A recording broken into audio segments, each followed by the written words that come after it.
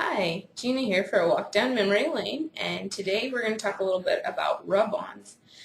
There's lots of different brands of rub-ons and lots of different ways you can use them. I know some people are kind of intimidated by them though, because if you get it on in the wrong spot or if it doesn't come off right, then there's not a whole lot you can do with it sometimes. So I know that kind of scares some people off, but we're just going to talk about a few little tips. Use rub-ons on these layouts. This first layout, you can see I've got some rub-ons up here and down here. And this is actually the look that I was going for, but this is also why some people are scared of rub-ons.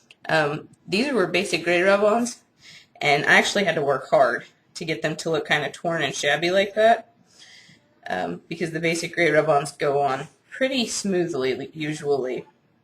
If you use too many rub-ons, you'll discover that not all rub-ons are created equal. Some work a lot more smoothly than others and tend to cling better, and others you have to really work at to get off. So if you just play around with some brands, you'll discover which ones work better for you.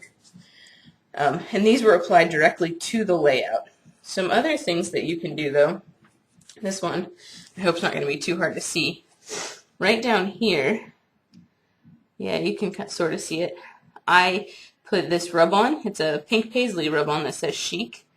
I put it on a transparency or acetate and then applied it on top of my layout because I wanted it down here on top of all these embellishments, and obviously putting the rub-on directly on the layout wouldn't have worked for that one.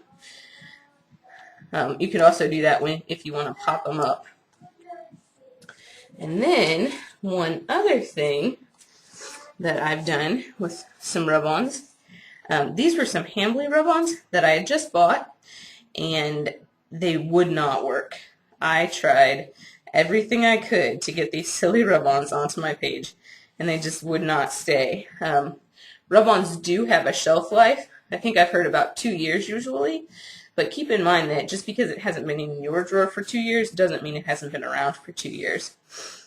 But I was not about to give up on these rub-ons because I wanted that star right there. So I just cut out the entire thing, and I don't know if you can see this or not. I cut out the entire thing and stapled it onto my layout. And I did the same thing down here and underneath the title with some more stars. And then I emailed Hambly and told them that I had gotten some rub-ons that didn't work, and they replaced them for me.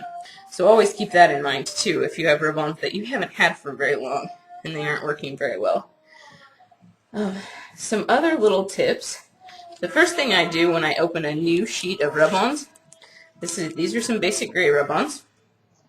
First thing I do is I take my stapler and I find an empty corner and I staple the front and back together so that you don't have to worry about when you cut them apart not staying together and your rub-on sticking to things that you don't want them to. So I'm going to go ahead and cut out one of these numbers here. And you can cut out just the rub-on, or you can cut out the backing too. That's not really a big deal either way. And whenever you buy rub-ons, they come with a popsicle stick. So we're going to show you how that works this time. I'm just going to put this over here in the corner. I'm going to use my rub-on, my popsicle stick, and just burnish over it. You just want to, you can usually tell when your rub-on starts to stick to the page. It ends up looking a little more dull through the sheet. And you'll notice this is kind of taking a little bit of time, and they're not all coming off evenly. And I moved it a little bit. I'm just going to try and line it back up and do the best I can there. And then I'm going to take it off. And it's kind of hard to see, but there's a little one with a circle up there. And that's how I did that with my popsicle stick. In addition to popsicle sticks, Basic Gray has come out with this handy dandy little tool, which they call their rub-on tool. I believe it's $6.99 in the shop, and one end has a metal ball that rolls and is also pushes down into the tip, and then the other end has a burnishing end on it. And this actually makes putting the rub-ons go so much more smoothly. I'm not really sure why, but it just does. That round ball at the end makes it go so smoothly. I'm just going to rub over my whole rub-on. And like I said, you can tell when it's starting to stick to your page because it doesn't look as shiny through your paper. And then, once you've got your rub-on on, you can just take your rub-on back and apply it the other direction and use the burnishing tip to make sure it's all pushed down and well adhered to your page. And I love this thing. I can throw away the popsicle sticks. I don't have them all over the place now. And I think it's well worth the $6.99 that I paid for it. And then, like I said, you can also use acetate or transparency to get them in different places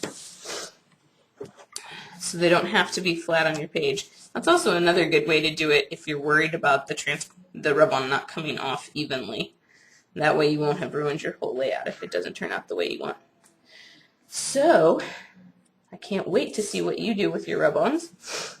And we will see you next time at a walk down memory lane.